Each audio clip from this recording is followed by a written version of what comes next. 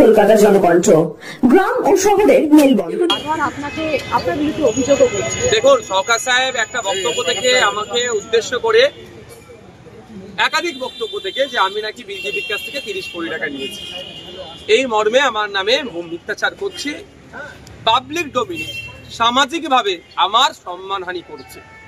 তো আমি শওকত মোল্লার এই কথার উত্তর তো শওকত মোল্লার ভাষায় দিতে পারি না, আমি আইনি ভাষায় প্রতি উত্তর দিচ্ছি এবং আইনের মাধ্যমে সরকার সাহেবের কাছ থেকে জানতে চাইছি কবে কোথায় 500 টাকার নোট না 1000 টাকার নোটের ব্যান্ডিল ছিল, নিয়েছি, কার মাধ্যমে নিয়েছি, কোর্টকে এসে জানান।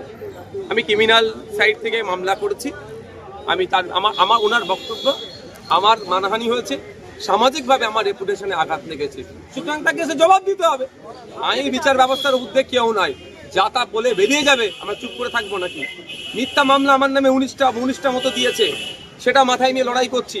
যখন আমাকে মিথ্যা মামলা অফার দিয়ে যখন আমাকে আটকাতে পারছে না, সামাজিকভাবে আমার রেপুটেশন খারাপ করতে চাইছে। যারা সামাজিকভাবে আমার রেপুটেশন খারাপ করছে তাদের বিরুদ্ধে তাদের ভাষায় আমি তাদেরকে ওই বলে না যে কাদা ছুড়াছুড়ি, এটা আমার দ্বারাই সম্ভব নয়। আমি স্বচ্ছ আছি, আমার কনফিডেন্স আছে, সেই জন্য আমি আইনের দ্বারস্থ হয়েছি। আমি আইনের মাধ্যমে জবাব চাইছি, কম থাকলে আইনের মাধ্যমে জবাব দেবে।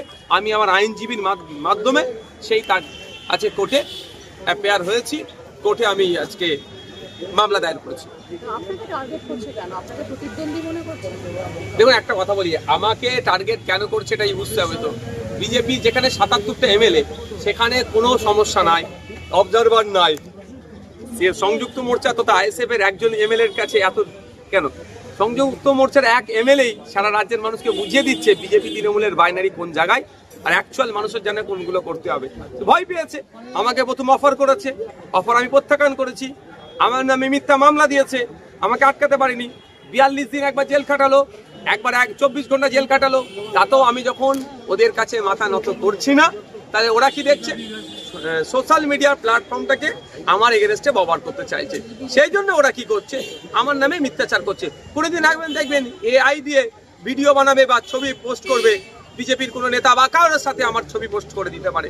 তবে আমি এতটুকুই বুঝি যে কোনো রাস্তার পথকুকুর যদি মানুষকে কামড়ে নেয়, মানুষের উচিত হবে না এই পথকুকুরকে কামড়ানো, তো যথাযথ ট্রিটমেন্ট করার জন্যই উচিত হবে।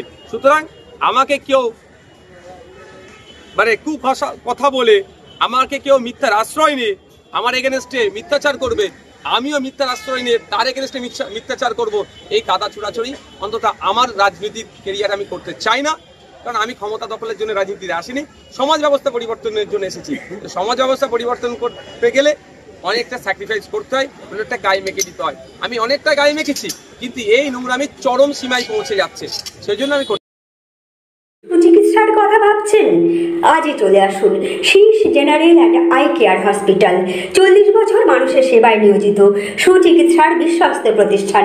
কলকাতার অভিজ্ঞ ডাক্তার দ্বারা অপারেশন ও চিকিৎসা করা হয়। কাঠালিয়া, ভাঙড়, কাশীপুর, দক্ষিণ 24 পরগনা।